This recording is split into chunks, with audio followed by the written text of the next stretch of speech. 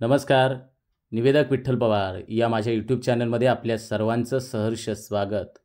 नवरात्र उत्सवाच्या कार्यक्रमामध्ये भाषण कसं करावं, सूत्रसंचालन कसं करावं आणि सूत्रसंचालन करत असताना नवरात्र उत्सवाचं महत्त्व प्रास्ताविक सूत्रसंचालकाने कशा पद्धतीनं मांडावं, तसेच नवरात्र उत्सवाच्या प्रसंगी शुभेच्छा मनोगत कशा पद्धतीने द्यावेत, तर याबद्दलची माहिती या व्हिडिओच्याद्वारे मी देत आहे.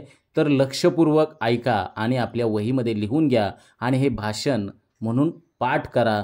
नवरात्र उत्सवात सर्वात प्रभावी भाषण फक्त तुमचंच होईल. त्यासाठी ऐका तर हे सुंदरसं नवरात्र उत्सवाच्या निमित्तानं हे भाषण. नमस्कार.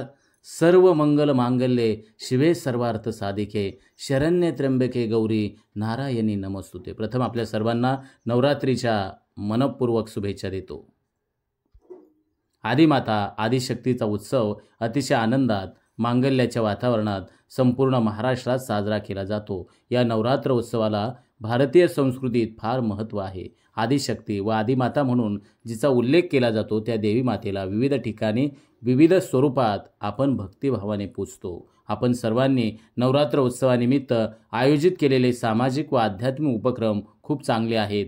यामध्ये आबालवृद्धांनी, सर्व महिलांनी, पुरुषांनी सहभागी होऊन आनंद व जल्लोषात हा उत्सव पार पाडला जावा. आई तुळजाभवानीच्या चरणी प्रार्थना करतो की प्रत्येकाचं आयुष्य हे सुखाचं, समाधानाचं, आनंदाचं, भरभराटीचं जावो. आई जगदंबेच्या चरणी प्रार्थना करतो आणि या कार्यक्रमात मला निमंत्रित केलं त्याबद्दल संयोजकांचं मी आभार मानतो. पुन्हा एकदा आपल्या सर्वांना नवरात्रीच्या मनपूर्वक शुभेच्छा देतो. धन्यवाद.